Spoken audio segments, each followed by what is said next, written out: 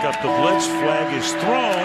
There's your first down and a lot more for Demaryius Thomas. 9-9 Swing and a shot by Freeman. Deep into the night. Back-to-back homers for the Braves. Blake Griffin will turn. Shoot a free from the win. Foul. They go. They cut the big land. They go.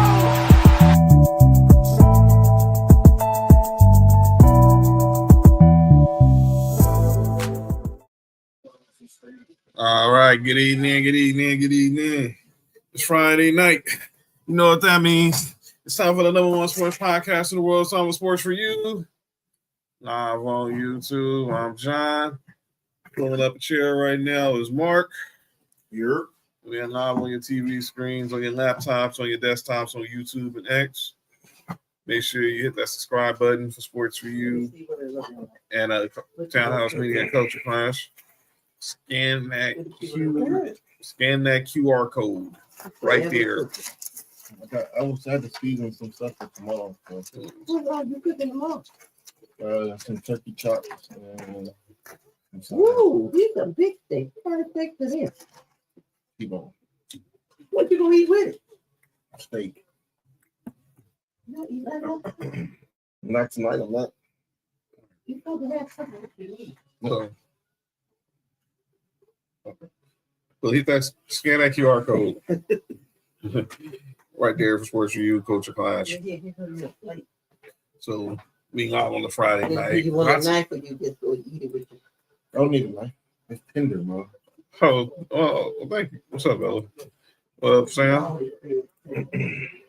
Right. So, yeah. Shout out. So shout out. Damn, what up with it? What? So shout out to everybody in the chat right now. We got lots to talk about tonight. Obviously, we got some NBA Cup. Near the end of the NBA Cup right now. Right now, the Rockets, they was down by 12 just now. They done ramped it up, and now they're only down by 1 against the Nuggets. The Cavs beat the Pacers earlier tonight. These games are all over on Prime Video. So this new streaming deal, this new TV deal is NBA's. It's still getting. It's time. I'm getting adjusted to it. Obviously, these games on Prime. Obviously, you still got games on ESPN. You have games on NBC. I did. So we gotta. So it's been good. But Mark, see you on a Friday. Obviously, we got a lot to talk about today. Good. So hope everybody has a good weekend. We're getting close to the holiday. But let's talk some NBA first before we get into the NFL. I'm gonna stall Mark out on the NFL talk right now. Let's talk about the big news of the day yesterday. And that was involving the Los Angeles Lakers. Obviously, we know now the Lakers got new ownership under Mark Walter, and they're going to make some changes. One of those changes came yesterday with the announcement that effective immediately that they terminated Jesse and Joey Buss from their respective front office positions. The younger brothers, the youngest of the Buss brothers. What was the position? So Joey Buss, who's this one right here, the one without the hat, he ran the South Bay Lakers. Jesse, the younger one right here, he was assistant general manager and scout, and one of the top scouts. So he was one of the guys who was out there that found us the Kyle Kuzmas, the Austin Reeves. I could say you throw Josh Hart in there as well. He found those guys. He found those gems. He found Jordan Clarkson. He found the Jordan Clarksons of the world. Alex Caruso. He was going on doing those trips. He was pretty good. He was doing pretty well then. Yeah. Okay. He's these were now this is the story when it comes to Joey and Jesse. We all know Jeannie, we all know Janie, we know Johnny, we know Jim. Nobody knew about these two until the 09 finals when the Lakers beat Orlando. And they came on stage and we was like, who are these two younger? When the heck did Dr. Buss have younger sons? Like, I mean, that doesn't shock me one bit. I mean, you know Dr. Buss's resume. But Who were these two younger? They come to find out they had a different mother from the four older kids. So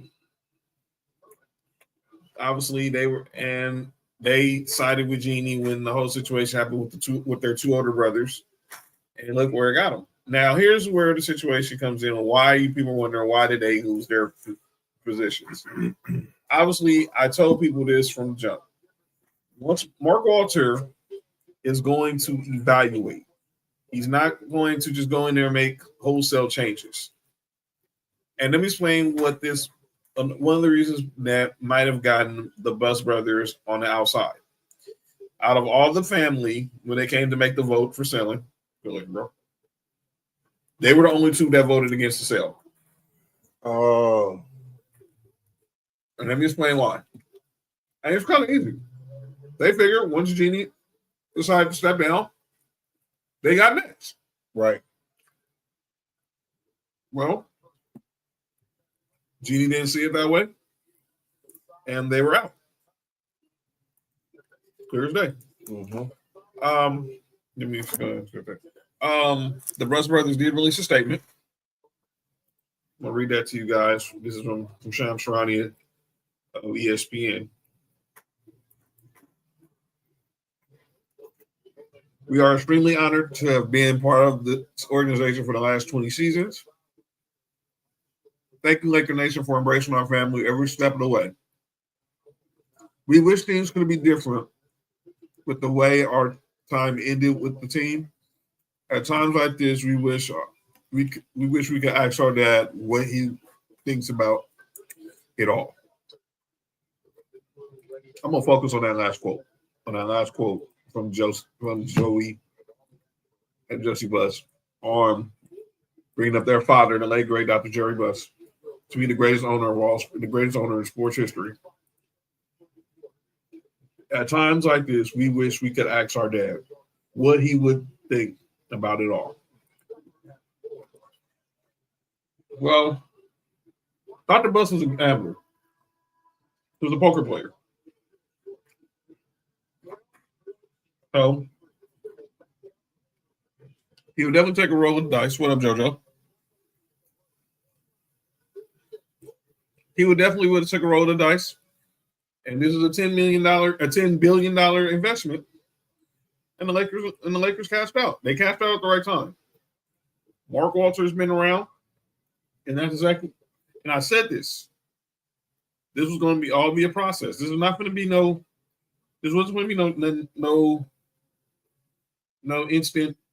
instant move.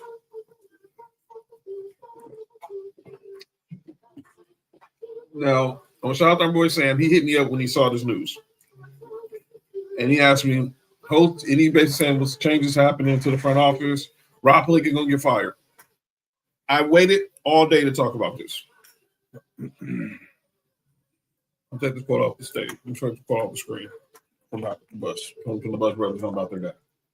But I think their dad would be happy if the situation called for change. Their dad would have made change. This is why Dr. Buss had Jerry West around for so many years.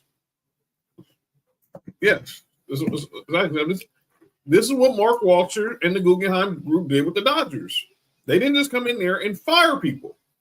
I know people think when they saw that the Buss brothers got fired yesterday, Rob Pelinka was next. No, that's not going to be the case. No, Sam, his days are not numbered. You cannot say that. We do not know if Rob Pelinka's days are numbered. And that brings us to the news of the day. And it involves both of Mark Walter's two most valuable properties not merging into one, but connecting in some way. This news broke today from Ramona Shelburne. Shout out to you, Momo. That Dodger executives, Dodger president of baseball operations, Andrew Friedman, former GM, who's now an executive with the team, Farhan Zaidi, are beginning advisory roles with the Lakers. Our boy Kinsey asked me, does this mean they're going to be making moves? No. Keyword, advisory. They're going in there to advise Mark Walter on what needs to be changed and what doesn't need to change. Sam, they'll wait until the season if it's over by Rob Pelinka. If Rob Pelinka is getting fired, yes, they're not going to fire Rob Pelinka right now. Right now, when the team is 11-4 and fourth in the West, and you just got LeBron back on a game where he had more assists than points, which only he's done 7 times in his entire career. Imagine that, 7 times. Mm-hmm. He's only done that 7 times in his career. But passing is his number one. Let me shut up. Yeah. Hey, little girl, come here. Oh, Area 51 real quick.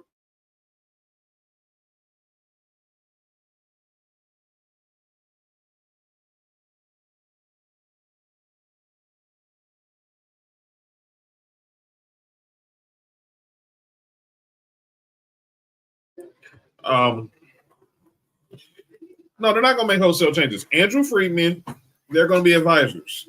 So they're advisors. They're not making moves. No, they will not be making moves. Oh wow, got this ladies' night here in the Prime Studio. And I just got Taylor Rooks. Shout out. Candace Parker's in the house. Future Hall of Famer. Hall of Famer Twin Cash in the house. What the heck kind of sweater is UD wearing? Is that a Cavs sweater? Dude, don't look like Cavs colors, but I'm not going to knock OG. You know what I'm saying? But back to this story. They're going to make sure that if there's some changes that need to be made, they'll make them. I'm gonna bring this up again, Mark. When the Guggenheim Group officially took over control of the Dodgers, they didn't fire Ned Colletti. Colletti stayed on for a year. Eventually, they brought it in. They went and found Andrew Friedman. Whoa, what, Sam? What? What is this going? What the heck is going on here? The Curvy Chaos Collective is here. I only see one person. It's usually 3 of them or more, but it's only 3. But they brought in when they took over. Ned Colletti stayed around for another year. Yes, baby. All right. Where was this? It was on the floor. Where? Over here. Okay. This well, 1 year. Obviously, the next year, Colletti stepped down. He wasn't fired. They moved him up to be an advisor to ownership, and they found Andrew Friedman. Andrew Friedman was running the Tampa Bay Rays, and he was looked at as like this boy genius in baseball. And now look what he's done since he's been with the Dodgers. 5 trips to the World Series, 3 World Series championships. You rang. Was it? What the heck? Oh, boy. Oh, okay. You rang. Was that in Adam's Family? Uh-huh. That was Adam's Family, right? You rang. You rang. But JoJo, I wouldn't think of you. I wouldn't compare you to Lurch, JoJo. Just to be clear. You're nowhere near Lurch. You know what I'm saying? I wouldn't even call you Thing. You know what I'm saying? You're not Cousin Ed either. So Wild thing. hey, yo! You're not so. But yeah, anytime I hear you rang, you're thinking about your man Lurch from the Adams Family. So let's go to Samson's bringing up the front office. So we obviously, like I said, with Colletti, Don Mattingly didn't get fired instantly when he was with the Dodgers. They let him stay around for a year with Andrew Friedman, and then it was over. After that, and everyone thought Gabe Kapler, who was former MLB player, he had been with the Dodgers as a scout, working in the front office. Everybody thought that Gabe Kapler was going to be that guy. But then some bench coach in San Diego named Dave Roberts interviewed for the job and knocked it out the park. He did the Ice Cube too. Yo, you good? What happened? No, I can hear you. That visual was 24 visual. That visual was needs to be thrown away in trash, please. Right on brand for Dodgers. Yo, you good? My bad. Okay, I see. My bad. All right, man. I got one person I'm calling out names. Just keep talking about the Dodgers. Well, John, you got to call the Dodgers for doing the stuff they've been doing. Dude, you think I didn't want to see that crap? I was just sitting at my desk watching the parade, and all I see is Ice Cube performing together. It was a good day, and all of a sudden, here comes Dave Roberts. I don't know what the heck he was doing. It was Turk throwing the back. And Cube, I'm like, dude, Cube, move that. Like, Cube, don't let that happen. Dude, you don't know how awful that visual looks. Hard. Maybe they liked it. Yo, you good? My bad. But here's the deal. So after, no, you all right? You all right, man? But obviously, look where the Dodgers are now. What up, Trunks? Oh, Trunks, I got you. Don't worry, I got you. I got you tonight, Trunks. Don't even trip. This one's for you, dog. I got you.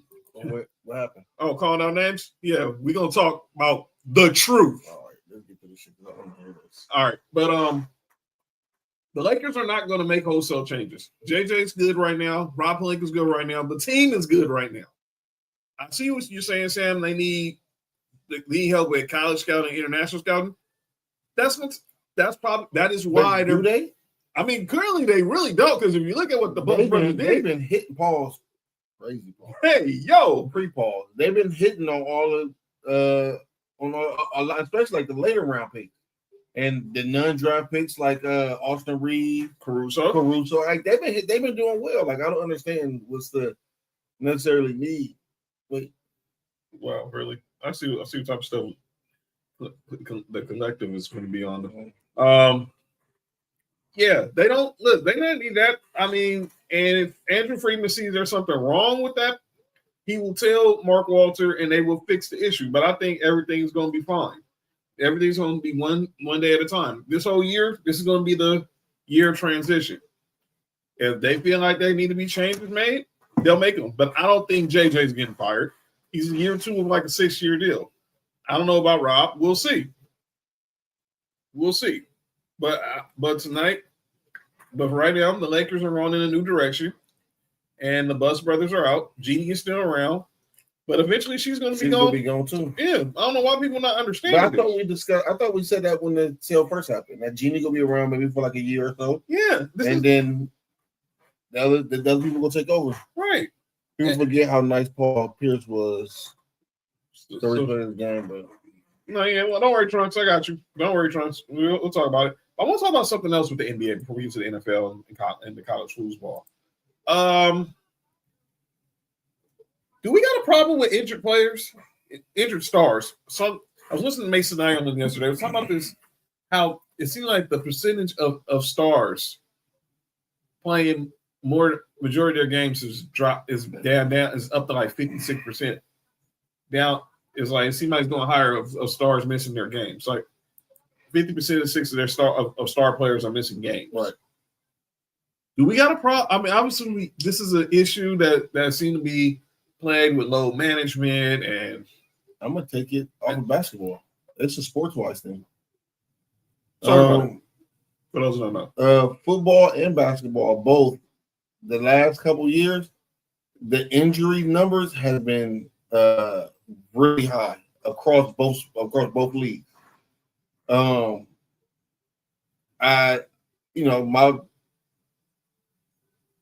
conspiracy theory is not even conspiracy theory, but my thing is, what I think is our athletes is getting too big, too fast, too strong, and everything else is not keeping up with it. So I think that's why so many injuries happening. So I say, yeah, dude, the average NBA All-Star is built like Tayshaun Prince. But it was players built like that in the 80s and 90s. Really? It doesn't get hurt. I just felt like I said, is the problem with the players getting bigger and stronger and faster is the court side is still the same. Right. So, and with football too, it's not as much, you don't have much room to operate. And so I think the quick starting, stopping, cutting, I think there's a lot of that is harder on the body because it's so much more of the weightlifting and all this that's going on. I think it's it's not a lot of time for bodies to rest. I think that's what the problem is. I think me and Nick was talking about that before. It's not a lot of time for the body to rest. So Steve Kerr has been making this pitch for NBA to get rid of back-to-backs. I don't like that neither. I don't like it either because I'm like, Michael Thompson says you can still have players play back-to-back games, but you can limit minutes. Like, I know. I don't know what That's true. That's true. He's right. You can limit minutes. If you don't have to play, just like you don't have to run these dudes into the ground. Like, say, look what happened right now. We're seeing a prime example right now with Bron. Bron played only 30 minutes on Tuesday. Mm-hmm. We play again. Lakers don't play again until Sunday. Then they're going to play like a stretch where they got 3 and 5. Because we got the Clippers on Tuesday, Dallas a week from tonight. They got New Orleans, not this Sunday, but next Sunday, 5th Sunday. And on the second night of a back-to-back, they got Phoenix. But all those games are at home, so there's no travel. But how do you manage minutes? Like Luke was coming off the injury. Austin Reeves was coming off an injury. Rui was coming off an injury. But are they just saying this because they saw what just happened with the Cavs, who got fined $100,000 because they kind of didn't let everybody know what was going on with Donovan Mitchell and Evan Mobley? I'm not for taking away back-to-backs. We've been seeing back-to-backs as long as we've known basketball. Mm-hmm. Going back-to-back. Like you said, I'm with the manager minutes. I'm with some of these players just letting their bodies rest, man. I don't think that it's enough rest that's going on. Like a lot of times in some of these cities, I'm not sure if these fans know, but they go play the game, go get dressed, and go out. And then, like, if there's a back-to-back the next night, or if you're not letting your body properly heal. Mm-hmm. And a lot of these players now are healthier. See, back in the 80s, they was doing all kind of crazy stuff. So their body was already messed up. They was used to the right, Coach. I wasn't about to say that, but okay. I'm just saying. Yeah. But I just, you know what I'm saying? I just think that, man, it has to be a healthy balance of you letting the bodies rest. And then I don't know how much they practice during the season either. Okay, cool, baby. I'll get you some more. I'll get you some more when those run out. Doesn't Memphis do that? Play like 20? But I think that you bring up the Memphis. What they're doing is like they keep subbing players in and out. I don't like that, Trunks, because you're not getting building a chemistry, mm-hmm. And the players not getting a rhythm. And clearly, we're seeing that because clearly that's part of the reason why John Morant pretty much wants out of Memphis now. And obviously, we'll get down the line if him and Zion will be gone by the trade deadline by after December 15th. But right now, what's Zion trade value? He has none. He literally has none. Yeah, I kind of figured that. He literally has none. There is no trade value for Zion. But I don't know how you fix it. Everyone, I heard John Ireland was saying maybe get rid of a couple of preseason games, cut it down to 4, start the season maybe extra 2 weeks ahead, but maybe get rid of a couple more. It's 6 preseason games now. Maybe cut it down to 4. I think the NBA don't want to do it because they're gonna lose money. That's what the one thing he always says. They want to cut the games down, especially because I'll be honest with you, like unless you are a hardcore NBA fan, dog, most fans don't care about the NBA until after the Super Bowl. That's right. You ain't lying. Or Christmas. Christmas. Yeah, but even then, like if you're a fan who like both football and basketball, right? Dog, at Christmas is the heart of the NFL season. Now you at the most important part. You know what I'm saying? Mm-hmm. That's what I'm saying. Like until January, February, most fans don't care about the regular season because there's so many games. So it's like you can lose 5, 6 in a row and still end up having the best record in basketball. Like that's just how it is, unfortunately. 40 minutes a game, start the season. Well, the season starts in October now, Trunks. I mean, were they saying maybe you start at the beginning of October? Right now, it starts near the end of October. But I don't know. They're going to have to fix it. I don't know how they're going to fix it. Obviously, look, we're watching the NBA Cup right now. If they pay me enough, I'll fix it. I have some ideas, but I might give them away for free. That's right. You're not supposed to. Everybody should be, if you're gonna be a consultant, you pay by the hour. You don't get paid by the minute. I'm getting paid by the words I speak. Eric. All right, as Jokic just hits a 3. So that's what we're gonna talk about. But I want to get into another story with the NBA. We talk about me and you had a conversation about this in our group chat. Man, don't you hate when them things break? Never mind. Go ahead. Yo, you good? You all right? Huh?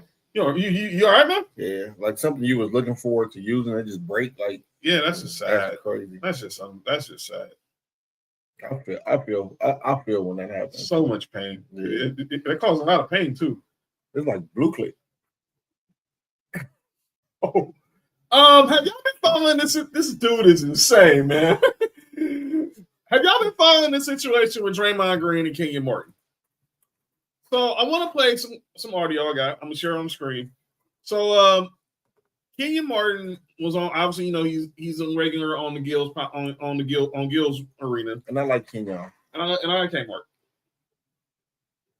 And he brought up because they was asking about what happened Friday night with Wemby and Draymond Green, and he basically just told him like he didn't have a problem with Wemby not backing down. So he's not supposed to show that you're scared. You know what I'm saying? Right.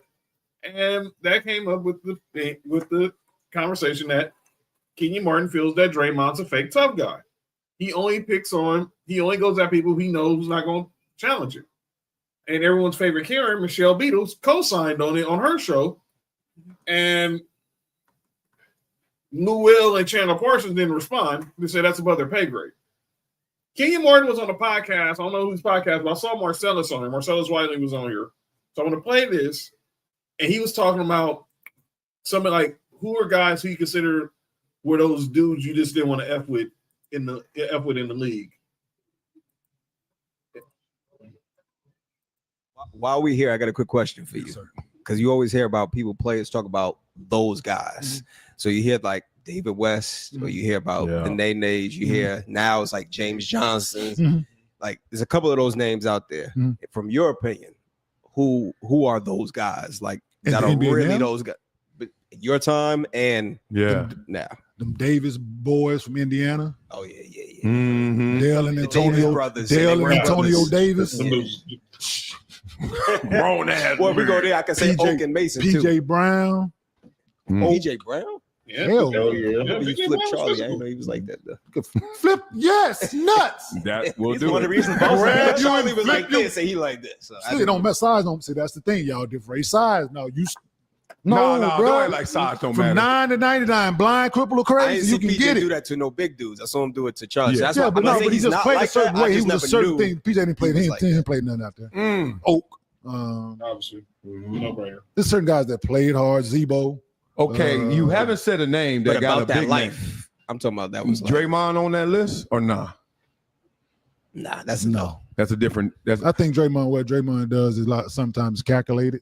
Draymond ain't did nothing to nobody who's gonna do something to him, do something back to him. that's what I was talking about earlier. That's the list I'm talking about. That's all. He ain't did nothing to nobody who's gonna do something back to him. And I said it on our show. Ain't nobody hit Draymond in this shit yet. Ain't nobody hit him one up for a layup, and ain't nobody took him out the air. Ain't nobody hit him. Ain't nobody stepped on his chest. Ain't nobody did anything that he's done to nobody. All right. That was Kenyon Martin on a podcast. Had Marcellus Wiley, some other guys on there. Gotta get the name of it. That's the Marcellus Wiley podcast. All right. So what year Kmart retired 2013 like say 2013. or 14, somewhere around. I look it up right now. Yeah. But Draymond Green responded. And as Draymond will on the Draymond Green show. I've held off on responding multiple times. Kenyon Martin was born in Saginaw, Michigan, born and raised in Saginaw. So the constant shots has been a little confusing to me because I don't quite know where they came from. And you think, someone that was the number one pick that didn't quite have the career that I've had when you talk defensive player of the year or 9 all defensive teams that I have, and he has 0. 1 all-star? Make no mistake about it. You are an all-star. I'll give you that. A lot of people can't say they're an all-star, so I'll give you that. You're a one-time all-star. That's beautiful. But you must admit, like, to be the player that you were and defender that you believed you were, and to not have like a single all defensive second team, it's kind of an underachievement. You know, number one pick in the draft. A lot of people look for that guy to win Rookie of the Year. Didn't. All rookie team though. First team all rookie. I can't say I made any all rookie team. So kudos. I tip my hat to that. It started off promising. Lost in a couple NBA finals. He got to sniff it. Didn't quite get a taste, but got a little sniff of it. In 2000, playing for the Cincinnati Bearcats. Unfortunately, he wasn't able to see that championship through either. And my big brother, Mateen Cleaves, went and took that championship. You know, so it's tough to sit in a space of like continuing to speak on my name and call my name out as if I underachieved or am underachieving when I was just simply the 35th pick in the NBA draft and somebody took a swing on in the second round and it just happened to work out, you know, to become one of the greatest players in the franchise history. It just happened to work out. Wow. Wow. I think what both players are saying is true. Mm-hmm. Draymond response didn't respond to anything Kenyon Martin said. Right.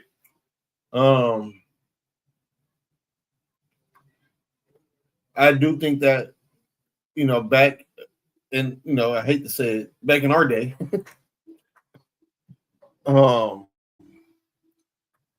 everything was about physicality. Yeah. So you had a lot more of these players that was just physical, maybe might not have been able as skillful. Right.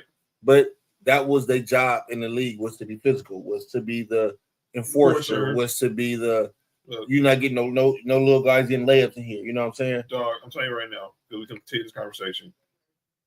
In the year of our Lord, 2025-2026 season, you're not going to have a year where Charles Oakley and John Starks would have been all-stars.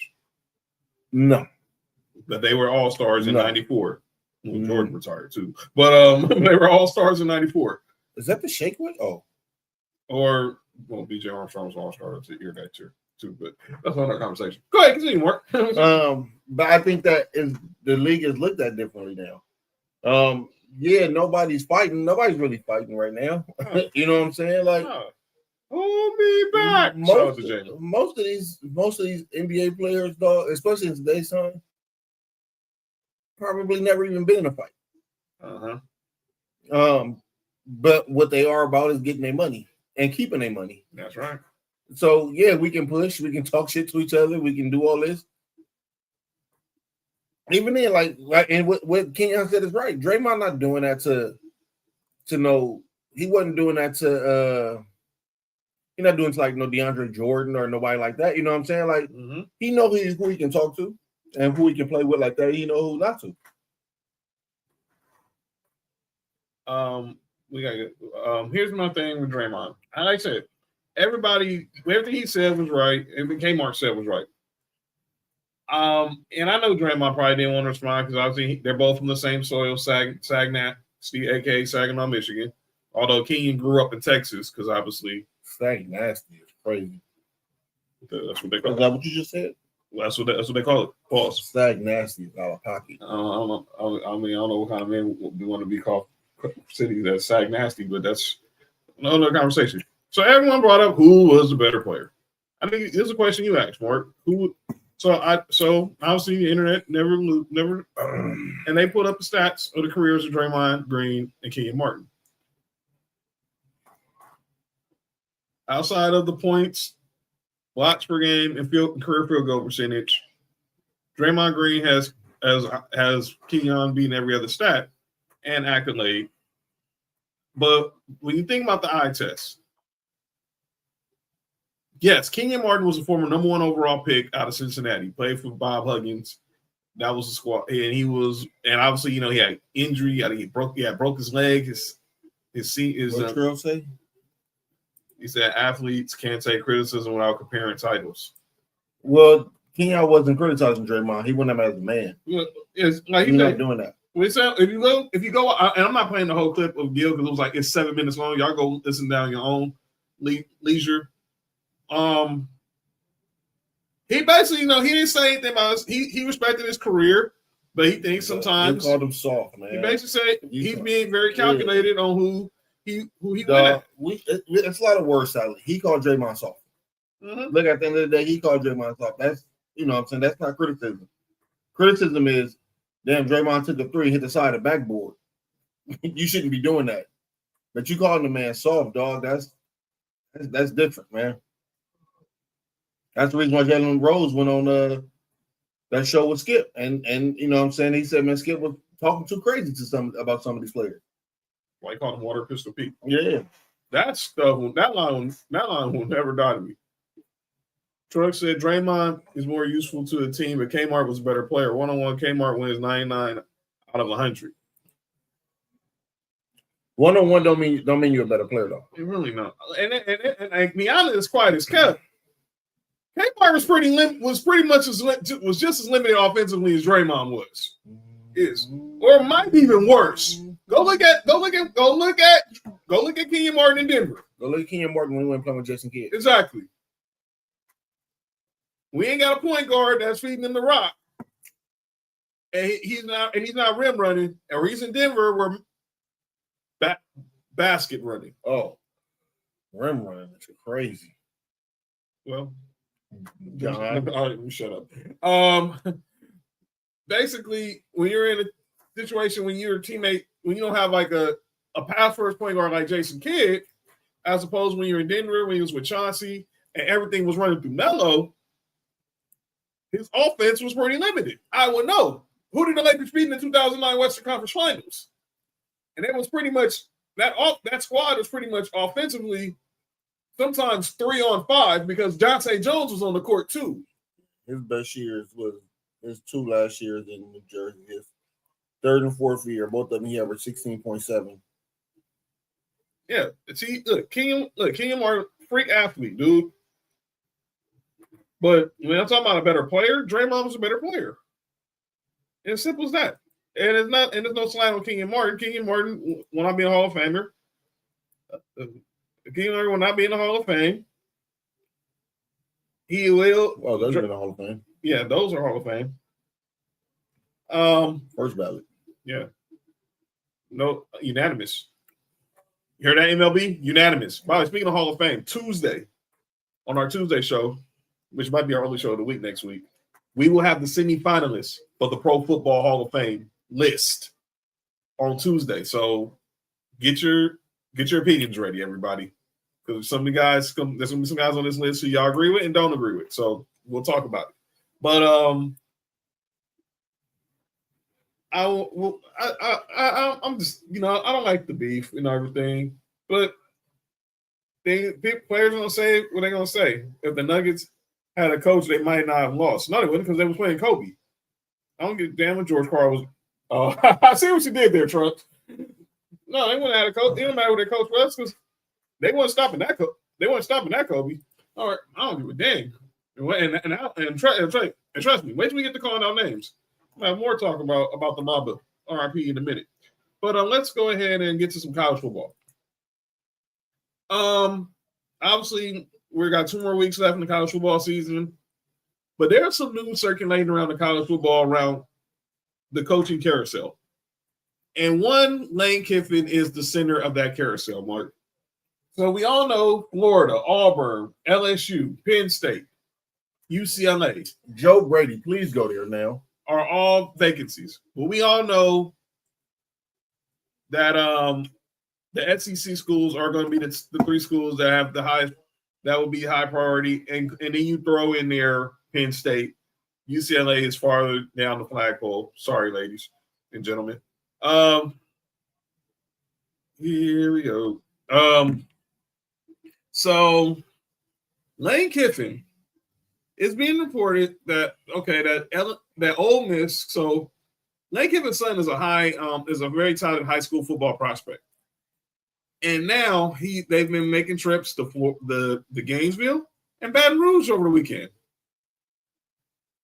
Yes, yeah, go. So now it's being reported that Ole Miss is giving Lane Kiffin an ultimatum. Their AD is saying that Lane Kiffin needs to have a decision about his future after the Egg Bowl. So that's usually Friday night Ole Miss, Mississippi State. This Friday? Next Friday. Next Friday, okay. That Lane Kiffin needs to have a decision within a week. Well, let me say this to Ole Miss. I like the strategy. It's not going to work. Nope. And you're talking about somebody who despised Lane Kiffin. I still ain't forgot how he left Tennessee for SC. And I never will. Because after that, Tennessee went pretty much down the toilet from there. Mm-hmm. Oh, I'm getting there, Trail. Don't worry. So here's what the reports are. And I heard this early on Mason Ireland, thanks to the great John Ireland. Maurian? No. Coach. Ogeron? Yeah. So reports are, and I just saw it on Yahoo. I just seen it too. That LSU is preparing a proposal to present the Lane Kiffin within the next week. And John Ireland, the voice of the Lakers, said he got a text in the middle of the show. I was watching the show at work. He was on during Mason and Ireland. Shout out to the Brown.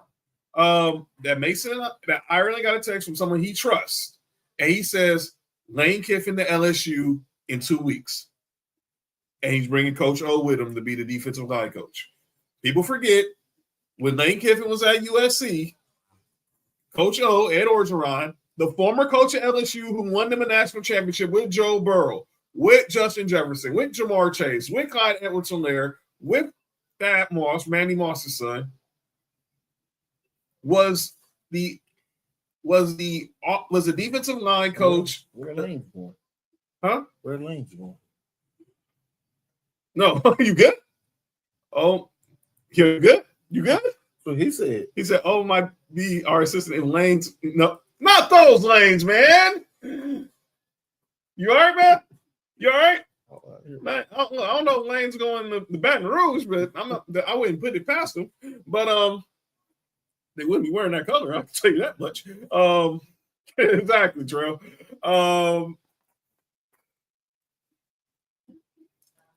Lane, Coach O was with Lane at SC. They have a history together, and he was a line coach. He was his top recruiter. He was his top recruiter. And then when Lane got fired, Coach O took over. Who's the head recruiter? Who's the head recruiter? I don't know, but I know that's what everybody wants.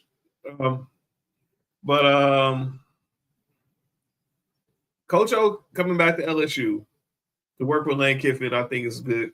And obviously, he was the defensive line coach under Les Miles before Les Miles got fired. And then he took over, and obviously we all know what happened with Joe Burrow and the rest of that squad that went on to win the Natty in 2019 with I'm good. With Joe Burrow winning the Heisman, and obviously Jamar Chase and Justin Jefferson and Clyde Edwards-Helaire, and that offense which was just high-powered. And obviously Coach O ended up, after Joe Burrow and those guys left, things went back pretty much down to normal. But LSU, they bring in Brian Kelly. Sorry, Tro. And now they're going to be hot on the trail for Lane Kiffin. Now, I still think you cannot rule out Florida. I do think the Gators me personally, I do think the Gators are his primary destination or his first choice. Do I think it happens? It all depends on what the money looks like. I think LSU is, I guarantee you, LSU is going to have a game plan ready to get Lane Kiffin to Baton Rouge. But here's where I think Ole Miss messed up. You're going to give this man an ultimatum. You guys are a playoff team right now. So why would you give him an ultimatum to know within a week? They're not hiring him until his season is over. He loses tomorrow in the playoffs, they're going to announce it the next day that he's going to whatever school. Right. They're not doing that in the playoffs. The coaching carousel will be on freeze until Lane Kiffin gets hired. Book it. You heard it here first. They will not. Florida, LSU, Auburn, Penn State, UCLA.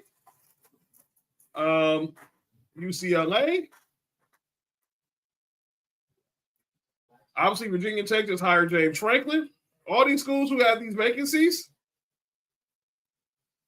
will not do anything until they know what's going on with the head coach of Ole Miss. Believe that. And obviously, there's only really 2 big games tomorrow. We know Oklahoma, Missouri, but obviously the big game tomorrow in Autzen in Eugene, Oregon, and that is USC in Oregon. Game day will be there. They named Marcus Mariota the celebrity guest picker.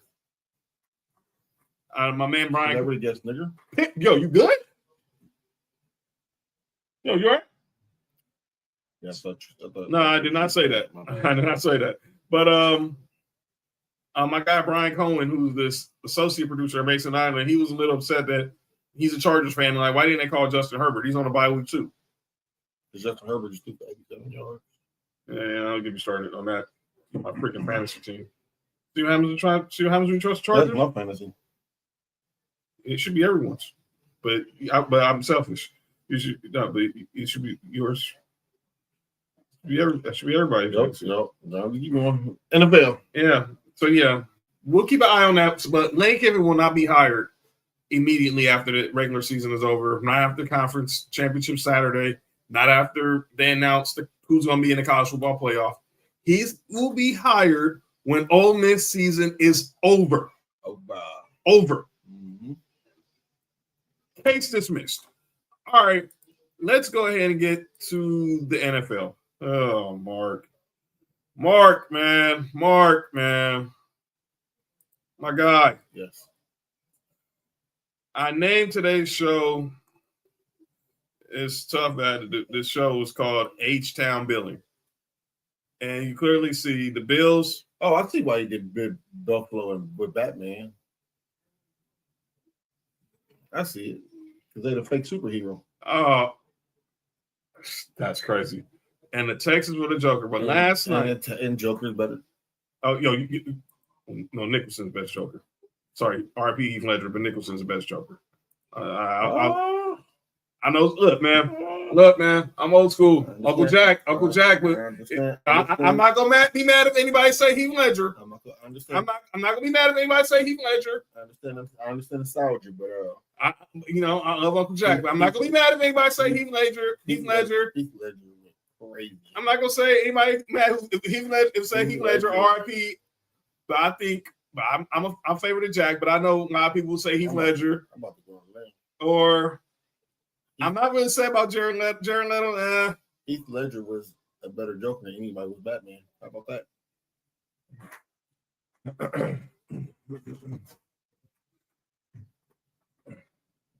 Oh. What did you just say? Heath Ledger was a better Joker than anybody was a Batman.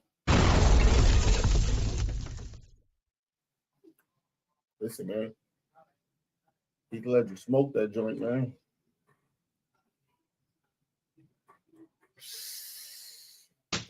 But y'all know how I feel about Batman. Yeah. What up, JT? Bills, yeah. Yo, Sam, you good? Bills got what? Okay. But yeah, let's talk about what happened last night in H-Town. Oh boy. Mark, your boys, man. I'm giving you the floor, man. But your boys, last night, your boys lose to the Texans without CJ Stroud, Davis Mills. But it wasn't the offense that was the problem. Well, offense wasn't the problem. Well, y'all offense was a problem. But it was because y'all ran into this. Now, I'm biased. I'll still say the Broncos have the best defense in the NFL. But what these dudes did last night? But they was playing against the high school offense. Oh, no. We'll see when they play the Chiefs in a couple of weeks. Oh, that's a Sunday night game, by the way. But the 8 sacks, 11 tackles for loss. Josh Allen got hit 12 times, 2 interceptions, 1 forced fumble, 1 fumble recovered. Okay. Mark, what happened last night, man? What happened last night? Buffalo went to Houston for the strip clubs. So they got chopped and screwed last night? Yeah. Pretty much, man. Again, but first off, let me say, man, shout out to Cody, man. Shout out to Cody. Cody said he was going to try to pull up every guy off work, but we'll definitely talk to him on Tuesday. Yeah, man. I'm gonna text him. But shout out to Cody, man. You know, better team won, man. They was better on offense and defense with their backup quarterback. But then again, they was going against our defense, so not really a fair matchup. What is going on with the Bills in your eyes? You know what? I woke up this morning. I just knew that Brandon Beane and Sean McDermott and Joe Brady was going to be left in Houston. Unfortunately, they all made it back to Buffalo, so that's what's happening in Buffalo. They keep letting the losers come back. When I was listening to Mason Ireland the other day, they asked DeMarco Farr, do you think Sean McDermott could get fired? And Mason trying to make the argument. Hold on. Mason trying to make the argument. Well, he's in it the season with this record. Pick me. But I'm gonna leave it to the Bills fans. I said last year we should have fired Sean McDermott and hired Mike Vrabel. He did. He really did. And look, we're right. And I called it that Mike Vrabel was going back when they fired Jerome Mayo. I knew the only person they were going to call was Mike Vrabel. Middle said, but did the better team win? Absolutely. The man, look, we all watched the game, but this man had an invested interest in the game. I think he would. No, I was watching it just as a fan. Look, I would still take Josh Allen any day of the week, but last night, that defense, that Texas defense was a problem, man. I said it last week on the show. Even though he had 6 touchdowns, a lot of people not going to understand what I'm saying. Josh Allen regressed, and I said after his 6 touchdown performance, he has regressed. And a lot of the shit that happened yesterday didn't have to happen if he just take the check down. That first interception when he just threw it to 2 different Texans, Gabe Davis and James Cook was wide open. But he instead choose to throw it into coverage with 3 people. I like it's just decisions like that just don't make no sense. What about the Texans? Is their defense? Yes. The defense is legit. You got to think about this is the same defense last year that Josh Allen had his worst game of his career against last year. When he was like 9 for 25 with like 100 yards. It was a horrible game for Josh Allen last year with Houston. Yes, this defense is crazy, dog. Why do I say Mark? He always got to play like Superman. That Trell said, why does Josh Allen always have to be because Brandon Beane thinks he is Superman. That's what the problem is. That's where the problem starts. It starts with Brandon Beane. The fact that you have this generational talent and you refuse to give him any help, that's malpractice. You need to go to jail. Why didn't I make a move with the deadline? Because Brandon Beane's retarded. I don't know if I can even say that R word. I'm sorry. Brandon Beane's really on the spectrum. We had Jalen Waddle, supposedly. We offered the first round next year. Miami said, give us the first round next year. Brandon Beane said no. I don't understand what the difference is. If you're getting Jalen Waddle the first round this year or next year, Jalen Waddle will be better than anybody he picked at 26. Exactly. What are you? And again, Sam, this is why Mark Walter will evaluate things. Because when you don't evaluate, you let stuff like this linger. I just wish the Pagulas had the balls to fire these people, but they're such nice people that they're not going to do it. And then the Bills are probably going to run. More than likely, the Bills probably going to run, get to the second round, and then that's going to be enough to keep the job there again. Dog, I was under the impression that you should have been fired after the 13 seconds. That whole staff should have been fired at 13 seconds. There's no way you get that shit up. Boy. I don't look. We got like 6 more. We got 6 more weeks left in the season, and we got at least 3 losses for sure coming. And we play the Patriots one more time. We play the Eagles, and we play the Bengals. I think all 3 games will be losses.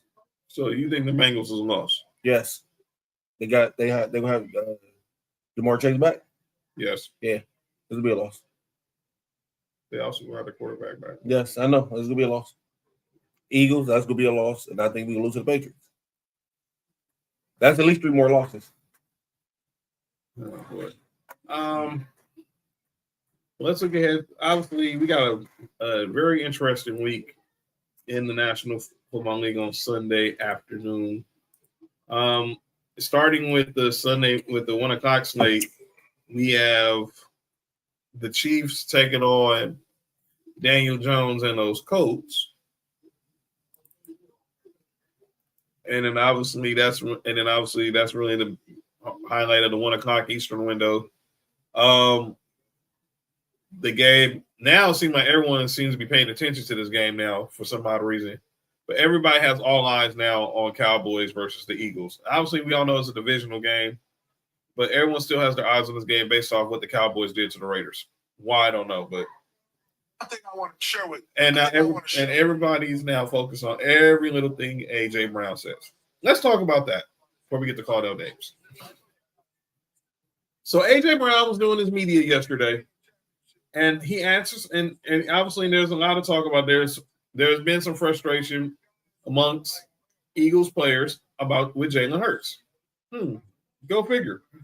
Where did you hear that from? Where did you hear that first? I wonder where they heard that first. I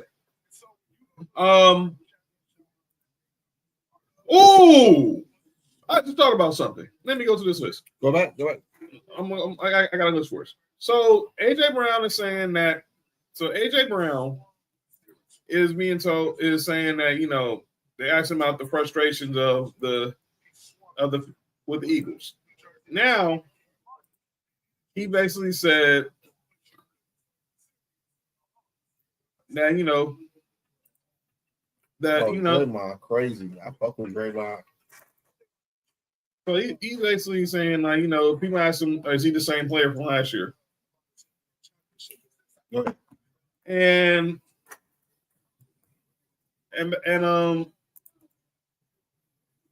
he said, well, if that's the case, then Saquon's not the same player from last year. And he was asking about Jalen Hurts, and he was asking about the Cowboys. So Nick Shook, he's a writer for NFL.com. He does this every week. He does his QB tiers. So this was their preference. This was before last night's game. So here's his tier 1 quarterbacks. Matthew Stafford's number 1. Drake May's 2. Josh Allen's 3. Baker Mayfield 4. Mahomes is 5. Why, I don't know, but I get it. Tier 2, Dak Prescott, Daniel Jones, Justin Herbert, Sam Darnold, Brock Purdy, even though Brock Purdy hasn't played most of the year, but another, whatever. Tier 3, Jordan Love. Lamar Jackson is in tier 3 right now. Jared Goff, Caleb Williams. Tier 4, it's Bryce Young. It's my quarterback, Bo Nix. And look who's in tier number 4 at number 17, Jalen Hurts. These are his stats for the year. 67% completion percentage, 1,995 yards passing, 7.4 yards per attempt, 16 touchdowns, 1 interception. Interception rate. But you know why that is? He's not throwing the ball. She said Texas on number 1 defense. Does the Bills need help? And should Keon Coleman be held accountable for not being available for his team? Well, he's in the doghouse. He's currently in the doghouse. I don't want to say that here yet. Go ahead. Keon Coleman not being able to play yesterday says a lot more than just missing the team meeting. Because us being down 3 receivers going into the game and they still choose not to play you is more than just that team meeting. And the only thing we saw highlights of Keon Coleman was he was on the field pregame talking to Tracy McGrady. T-Mac, who obviously stays in Houston. He's an owner. He's a minority owner of the Bills now. Him and Vince Carter are both owners of the Bills, minority owners of the Bills. And he was there pregame talking to Keon Coleman. I don't know what the conversation was. Yo, relax, Bella. But everybody's saying all that talk. People will call me, Mark, and Nick haters for hating on Jalen Hurts. We try to tell y'all stuff. Listen to us when we're talking. We're telling y'all stuff not because we want to be fans, not because we're trying to be hate on y'all, but we're trying to tell you what our eyes are seeing. Y'all want to put Jalen Hurts as a top 5 quarterback, but he's not. But he's listed right now as a tier 4. And as they were saying it, like people were saying that they're not exposing him because they want to save him for the playoffs. No, they're not exposing him because he's not throwing the ball down the field. AJ Brown, his first 3 years, was top 10 in receiving yards, tips, separation, yards, all that. He's in the bottom. He was in the bottom 5 of everything this year. I just want everybody to know that last year, Jalen Hurts was like 20th in passing yards last year. Mm-hmm. I mean, that right there says it all, but that is what it is. She asked, do you believe the media gives Josh Allen excuses? No, they don't. Because Josh Allen actually delivered in the playoffs.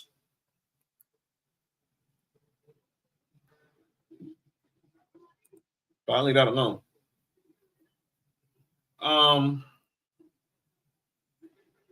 Back to the schedule. Jalen Hurts has definitely declined. That's what I said. They definitely declined. It's been shown in every game. Well, said, but he's top 5 though. Yeah, he is top 5. Yeah, he's better than top 5. He basically told someone came on this show and told us they're taking him over. They're taking him over Josh Allen, Joe Burrow, and Patrick Mahomes. And no, did they say Mahomes? I know they said Josh Allen and Joe Burrow. They said Mahomes was the only person that wouldn't take him over. You say you're taking him over Lamar Jackson. You're taking him over Matthew Stafford, over Jared Goff, over Justin Herbert. But see, these are just people who just looking at the win, man. Like all them players you put, all them quarterbacks you put, you can put them in that Philadelphia Eagles offense, and they still win the Super Bowl. Let me tell you about teams who win despite their quarterback. I can tell you a team who won 3 Super Bowls despite of a quarterback. Baltimore won 1 with Trent Dilfer. Yeah. Tampa with Brad Johnson. But I can tell you a franchise who did it 3 times. Who? Oh, with Peyton Manning? That wasn't prime John Elway when we won those 2. We went back to back. Oh. We was carried by Terrell Davis and Rod Smith and Shannon Sharp. That wasn't prime Peyton Manning when we won in 2015. Giants for sure.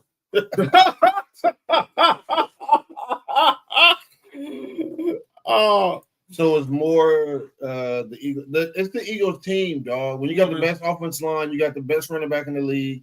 And you got 2 number 1 receivers, and you got a front 7. You got one of the most feared front 7s in football. Come on, man. The University of Georgia. Right?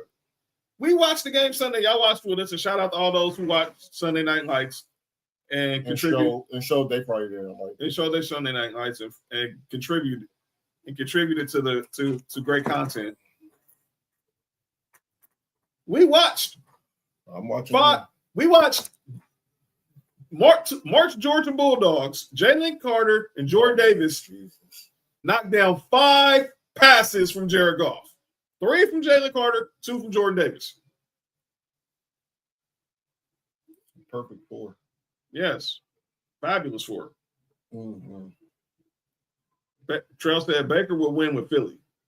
If he can win in Tampa Bay with all his receivers hurt, yes, absolutely he can win in Philly. Yeah. I'll be like, hey, Sheed, just be careful for the refs. As we told you on Tuesday, be careful for the refs. Yeah. I think the coach should win that game, but it's gonna be the coach versus the Chiefs and the refs. So we have not seen Patrick Mahomes below 500 in his career. I don't think and I believe it till I see it that he's going to be 5-6 after 11 games. And they play Thursday and they play Thanksgiving Day against the Cowboys. Do you really think Patrick Mahomes is going to be his first Thanksgiving game in AT&T Stadium below 500? Think about it. Just think about it. But we'll see. We'll see. But Sunday night. But first of all, Sunday afternoon, culture clash. The Southern Civil War. Well, what would it be a good? It's still going to be the game. I know it doesn't look advertising because of the Saints, because both how the Saints and the Falcons are on the rebuild mode right now. I'm going to take that Michael Penix picture down. But this game is now going to be a trash talk fest. You got Trell and Dale representing the Saints. You got Champ, Drell, JV representing the Falcons. Our boy Jermaine Basuska boys might pull up and join and help talk Saints. But this game, and obviously the news yesterday we got about Michael Penix Jr. He's now out for the season with a torn ACL. Here's the deal. Mahomes going down on Turkey Day. Right. So No, I think career. No, career. I looked at yesterday on Get Up, they showed Michael Penix in his 5 seasons since 2018 has had a season-ending injury. ACL, collarbone, ACL, shoulder sprain, and now another ACL injury. This time, but the 2 times in college it was his right ACL. How many ACLs he got? Well, now he has none because he tore his right ACL twice in college. Oh, we can't tear it no more. They should be. And then you good? And he tore his left ACL on Sunday. And I said this on Tuesday's show. I didn't even know this. He can't take snaps from behind center because of the condition of his knees. Pause. That's crazy. He can't bend the center over because of his knees. So now all eyes are on one Kirk Cousins, who's obviously had his injury history, and now he's going to be back as the main quarter, as the QB1 for the Dirty Birds. Is Drake London playing or is he out? He's ruled out. He probably will be out for the next couple of weeks, but they said he avoided serious injury. So this time it's his good leg. My good leg, my third leg. Yo, Trell, you good?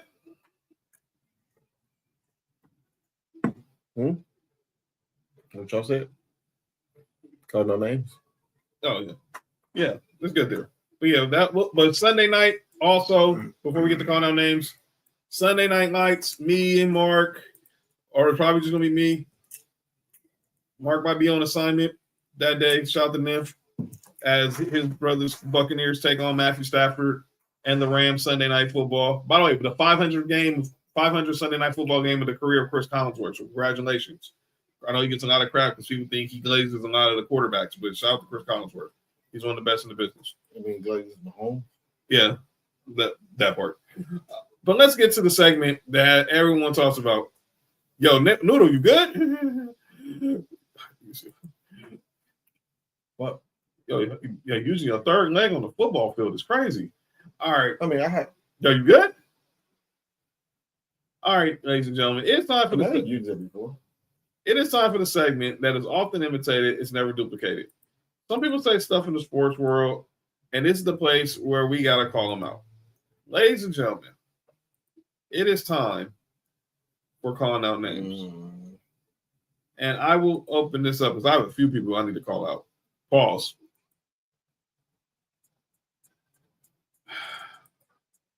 I'm gonna start. I'm gonna get this one out the way because obviously I'm tired of talking about people hating on the Dodgers. Jason Kelce. Why? We're gonna stamp baseball for what? Listen, just because the Phillies didn't make it doesn't mean the World Series wasn't absolutely epic. That was an awesome 7 games of baseball, man. It was back and forth. Yeah. Both teams had their shining moments. Blue Jays are up all game going into the 8th inning. So you're telling me I'm supposed to get excited about a Canadian baseball team and a team that just spends more money than everybody else? Who the cares about either? Both of them spend more money than everybody. It's baseball. Yeah, that's why baseball sucks. That's why baseball sucks. You just buy World Series championships. It's the dumbest thing in the world. I was enjoying the out of it. It's exciting. It's exciting. It's exciting that the team that spent the most money and everybody knew was going to win the World Series won the World Series. It was the unexpected person that won it for him. It was unexpected. Everybody knew this was going to happen before the season. We just had a bunch of meaningless happen before it, and then it happened. So, yeah, no, baseball not getting my stuff. Jason Kelce, shut the F up. So I mean, I know your Guardians didn't make it, or obviously have you adopted the Phillies since you've been with the Eagles your entire career. Stop hating on the Dodgers. Anybody could have spent money. So I'm not saying about this crap about the Dodgers because the Dodgers spent money. Everybody could. Everybody can. Hey, and look, I took a lot of shots at Canada, but let's not hate on the Blue Jays. They had a good year. They're a good team, and probably back. And they might be back there next year. But stop it. All right, my second calling out names. It's the sport of boxing. What the heck are we doing, man? I'm glad that Gervonta Davis and Chris Paul fight got canceled. Yeah, it only got canceled only for us to get this. We're going to get Jake Paul versus Anthony Joshua Friday, a month later. They had the first face-off today. It's going down December 19th in Miami on Netflix. Jake Paul versus Anthony Joshua. Speaking of boxing, yeah. Boxing bag. Yeah. Those are second round knockout. First round knockout. Hey, yo. Why are we getting these fights, man? Jake Paul, you really gonna fight Anthony Joshua? Really? Okay. Jake Paul brings him and the rumor, he's bringing in money. I ain't gonna look. I look, businessman. He's a big businessman. But obviously the person that's big business. But let me also say, yeah, it is big business. But I also report that Anderson Silva's going to box Tyron Woodley on this card. I saw Alicia Bumgarner's going to be on this card. Alicia Bumgarner? Yes, the female boxer. She's dope. I thought that was the Giants pitcher. No, not Madison Bumgarner, and not the dude from The Office, Brian Bumgarner. But and then another thing with boxing. 10 years ago, we were supposed to get this super fight between Floyd Mayweather and Manny Pacquiao. Oh. Now look what's happening 10 years later, possibly. No. We could be possibly getting the sequel of Floyd Mayweather versus Manny Pacquiao sometime in 2026. What are we doing? You know how many years we waited for this fight? I remember how this fight happened. So let me tell you a story. God, this is a year before Sophie was born when I was still with her mom. It was her Sophie's older sister's 18th birthday.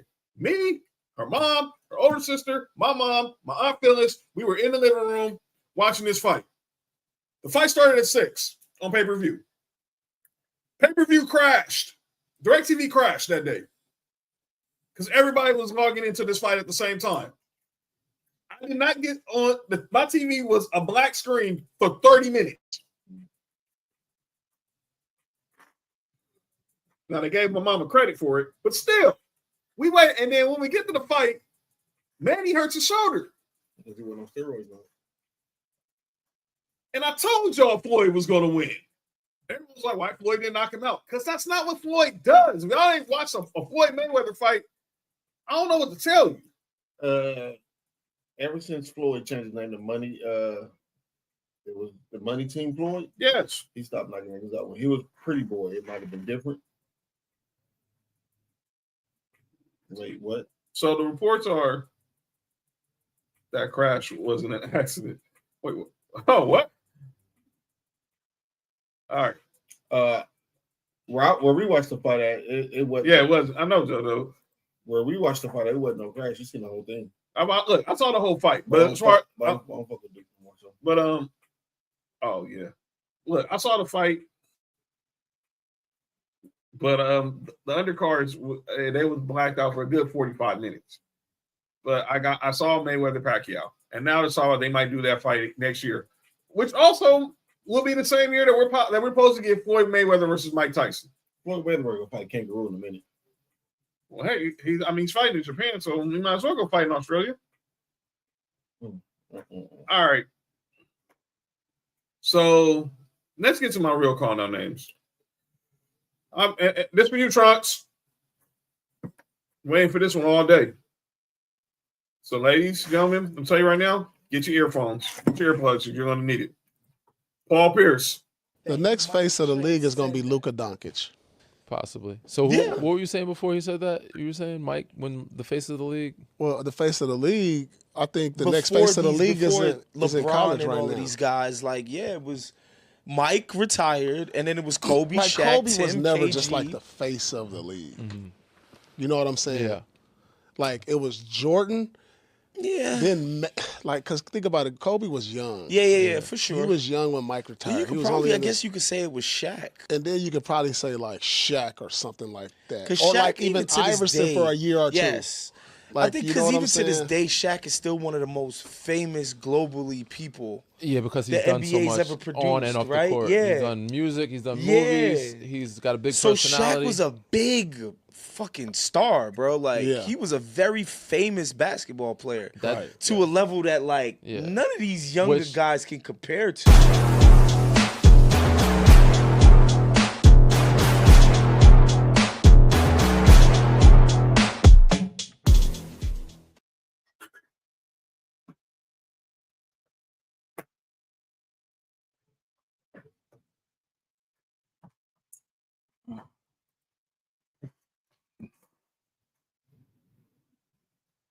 It's okay, Cody.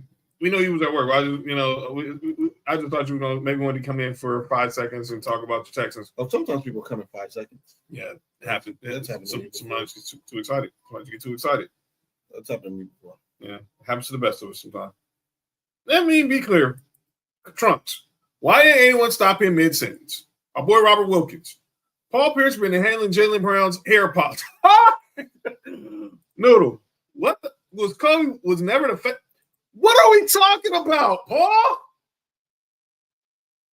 Kobe Bryant was never the face of the league. 5-time champ, 2-time finals MVP, the Black Mamba, the guy who beat you in the finals, the guy you beat in the finals. Why do you think it was such a big deal, Paul? It wasn't just because it was Lakers Celtics. You beat Kobe.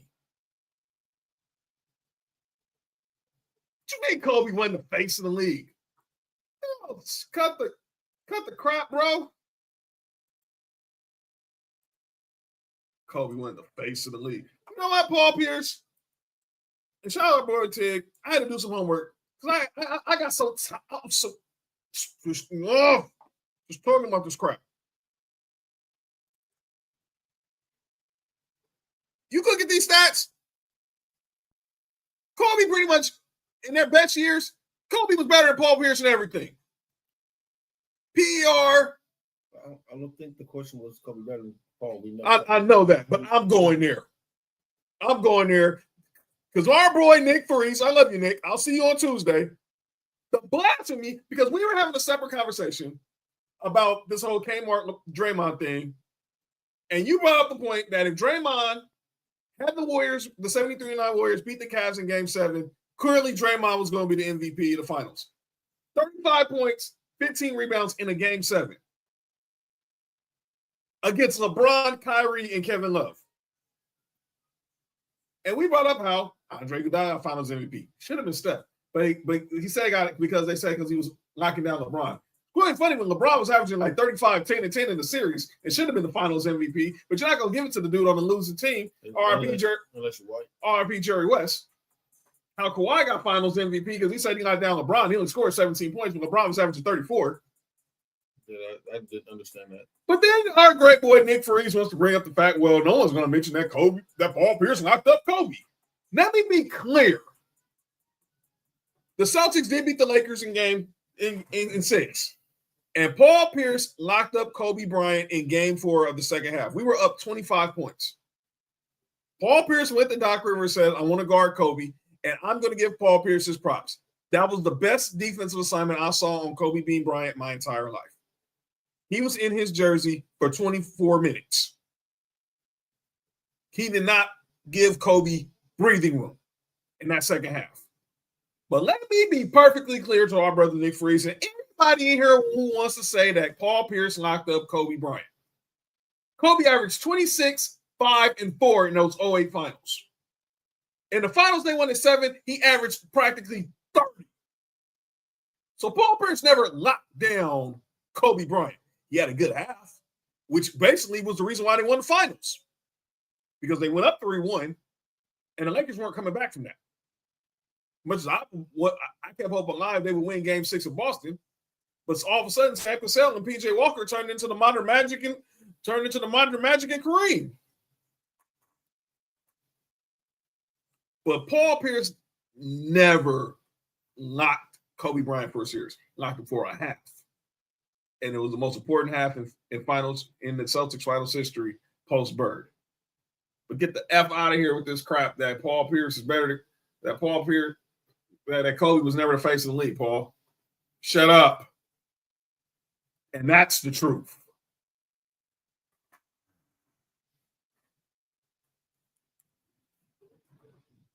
Paul Pierce. Cody said, know what Cody said? I think he was the face of a generation. I don't know if the media made him the face of the league. To me, he was the face of the league. Hey, what's up, Kiara? Main Event Mama's in the building. Yes, Kobe was the face of the league. What are we talking about? The face of the league. And for say, we're going to talk about when me and you were born. So we were born in the 80s. It was Magic and Bird. Then it went to Jordan. Then it was Shaq. Then it was Kobe. And now it's LeBron. Those have been the face of the league of the last 40 years. You want to go, if you want to go to the pre-Magic and Bird, it was Wilt, it was Bill Russell, it was Kareem, it was Jerry West. But don't tell me Kobe Bryant was never the face of the league. What are we talking about? I agree. I don't know how long he lasted, but I agree. Even if it was for a short amount of time, he was. I give him that. From 05 to me, Kobe was the face of the league. He was the face of the league, really, to me, if you want to talk about as far as his prime, from 05 to 2012. And then Bron came in, and it's been him ever since. But if you want to be are you saying best player in the league or face of the league? Because those are two different things. Okay. Do you want to say face of the league? My personal belief, Kobe was the face of the league until the day he retired. And Bron was the best player in the league. That's me. That's my opinion. That's my opinion. I get that. But I would not argue if someone said at that time Bron was the face of the league. I think I might have. But if I want to say a cutoff, I will say 2010. After LeBron won his second MVP. I got Bron before. I got face of the league. Again, face of the league. I got Bron before. I got Bron maybe 08-ish, 09-ish, and Kobe was the years between Shaq and that. So I give you. I mean, I give you that, but I still think that Kobe was the best player in the league until whenever I think he was the best player in the league. That's not even important.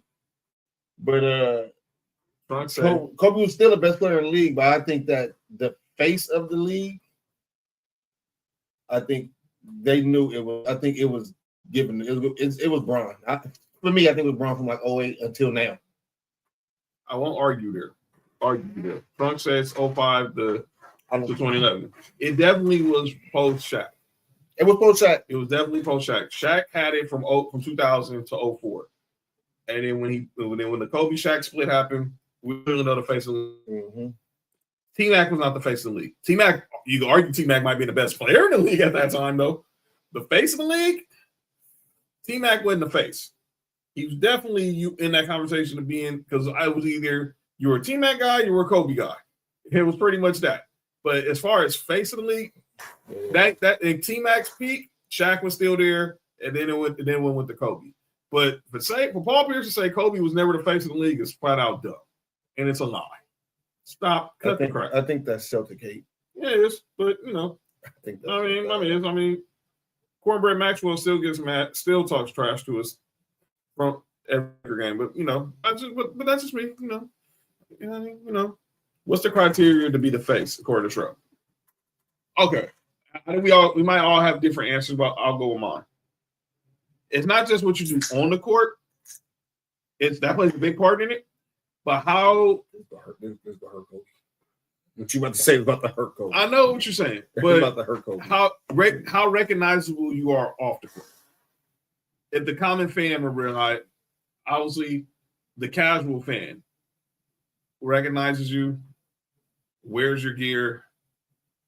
You might not be a person might not be a diehard Lakers fan like me and like Trunks. Yeah, but if they turn on the screen and Kobe's on, they're stopping what they're doing. If LeBron's on, they're stopping what they're doing. What year did LeBron beat Detroit? 07? Yes. Yeah, 08 after that. 08 was Kobe's year. Yeah. LeBron lost the finals in 07 to the Spurs. Yeah, 08. That 17. Kobe had the cachet, but Bron didn't really get that until the Heatles. Nah. I think Bron was global. No, Bron was global there too. Bron was global. Bron was global. The hate didn't really start until the Heatles. Yeah, Bron was global, man. Yeah, Bron was global. Yeah, because even then, when Bron in early Bron years, when Stephen A. Smith was saying Bron was better than Jordan, we're not getting to that. Bron was global. I think Cody said, I think who puts butts in seats, who sells shoes, jerseys, and gets the most face time. Well, not like Kobe, but Bron was global. Let's be clear. Bron was global. It was global. Bron was global in high school. That's where the difference comes from. Bron was global in high school. And he came into the league, with that hype of that. So, but Kobe, like I said, everything that happened with Kobe, off court or whatever, I still think that from the year that Shaq had left the Lakers, I'm not even say when Shaq left the Lakers. I'm gonna say the year y'all lost to Detroit, y'all beat New Jersey before then, right? We beat Jersey in 02. We lost in 03. Yeah. We got eliminated by the Spurs in 03, and then we lost to the Pistons in 04. Okay. I think that year when y'all lost to the Spurs. Oh boy.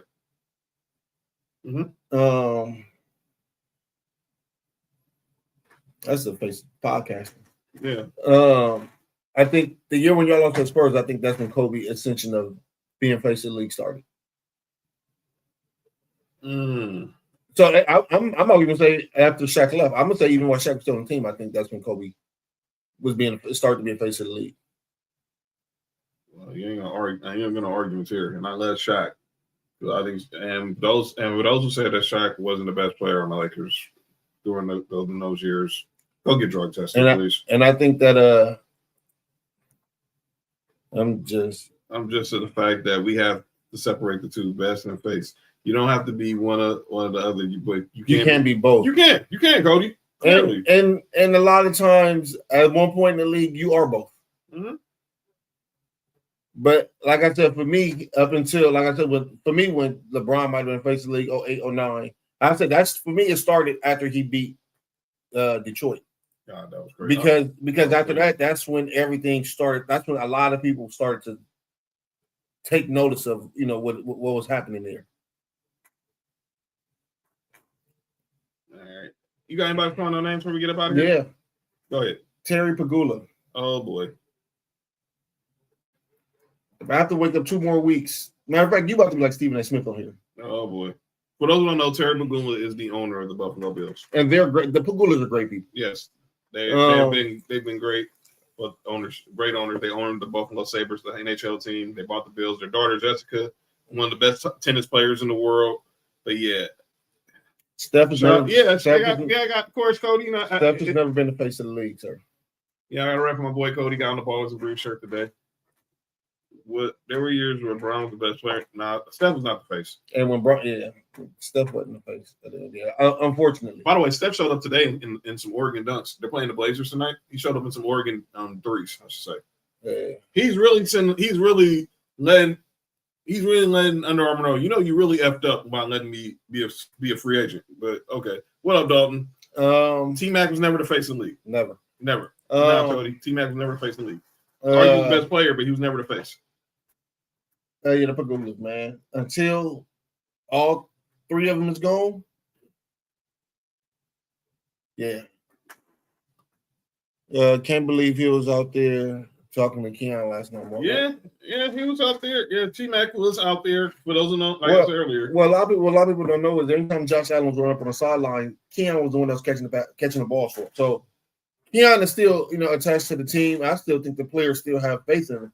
I just think that the owners and the coaches is really low on him, production-wise. And then this is not the first meeting he missed or was late to. So, but damn all that. Oh yeah, the Pegulas. As long as Brandon Bean and Sean McDermott and Joe Brady still there, y'all don't call out names. I got one more calling on names. Let's talk about it. All you sports fans, and I'm going to also bring this up Wednesday on Sports4U Wrestling. All you people who are upset for Cam Scatterboo for having the bit with Monday. Let me be perfectly clear. So those who didn't see, I don't have the footage, so I want WWE to try to delete us off YouTube. But here's the footage. So Cam Scatterboo, Abdul Carter, and some of the Monday Night Raw was at the Garden on Monday. Dude, did IU drop the ball? Oh man, yeah. We'll talk about that on Tuesday. Did he drop the ball? But I don't know if he did, but we gotta discuss that. What the heck is going on with that situation? I need to know about that contract. So Monday Night Raw was at the Garden on Monday. John Cena's last Monday Night Raw. You saw the Eagles there. I saw Big Dom and Cooper DeJean was there. And then they over to the Giants. Obviously, you see Cam Scatterboo. He's sitting next to comedian Andrew Schultz. Abdul Carter sitting behind him. By the way, Abdul Carter, don't ever in your life ask to wear the number 56 ever again. Ever. You don't get that. Until you play like Lawrence Taylor, you can't be up there being late for meetings, bro. I don't want to hear it. Don't ever. Come on, man. Stop it. But people were upset. So there was a bit where they did where Cam Scatterboo was talking trash to this faction on the Judgment Day, of course, with shout to Dom Mysterio, Finn Balor, JD McDonough. And Cam Scatterboo pushes JD McDonough, and they get into a little scuffle. Now, me minded, Cam Scatterboo just had surgery because after he fractured his ankle, after he dislocated his ankle, his foot is in a walking boot. They were behind the barricade. They were not going to put that dude in harm to ruin his career. And everyone upset saying, well, he shouldn't be out there. Wait, stay home. If you're going to be there, just go enjoy the show. You don't got to be a part of the show. Y'all get a life. Bro, upset. I mean, come on, dude. We're really that upset. They was not going to let this dude get hurt. And that's all I got to say. All right, we're going to get up out of here. Begins. Check out, again, on Sunday. Culture Clash has 2 watch-alongs on the football side. Check out Southern Warfare, Trail, JB, featuring our boys Dale, Champ, and Drill during the Saints-Falcons game during the 1 o'clock window, Pacific window. And then, of course, the number 1 watch-along on Sunday nights, Sunday Night Lights, with yours truly and others will be here to talk Rams, Buccaneers Sunday night. Mark, if you're at the architecture, I will be needing a live report from the SoFi to see what the color scheme is looking like in there. So Bella said this FMLA is extended. Shout out to FMLA. Make sure y'all hit that subscribe button for Sports4U podcast. Like us on YouTube, subscribe, and make sure you fuck moms leave it in the ass. No, dude. Oh, you know what FMLA? You should be very familiar with FMLA. Come on, bro. Unofficial sponsor of the show. Scan that QR code for Sports4U podcast and for Culture Clash. Yeah. I don't know what's wrong with him. I don't know what's wrong with this dude, man. This dude out here just what?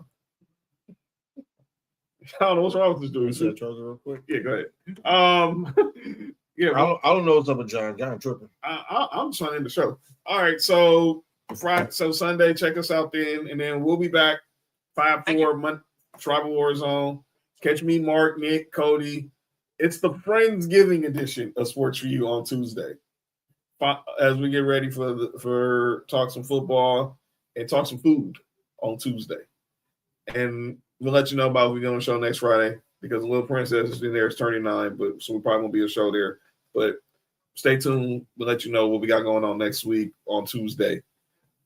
Make sure you subscribe, like, share, tell a friend to join the number 1 sports podcast in the world. Enjoy your weekend. Enjoy the college football. Obviously, Mark, I got a slaughter going on against Charlotte. Tennessee, do not leave your game in Knoxville when you get into Gainesville. We have not won there in almost 20 years. Let's end the streak tomorrow. They don't have a coach. There is no excuse for y'all to lose tomorrow. None. Not a one. And we will keep your eyes on that situation with Lane Kiffin as well. If he's possibly be the next head coach at LSU or Florida. So we will see y'all next week. Enjoy the weekend. Enjoy all the sports. This has been Sports4U. I'm John. That's Mark. The VIP section, the comment section. Y'all are wonderful. We love it. And enjoy y'all sports weekend. Peace out, everybody.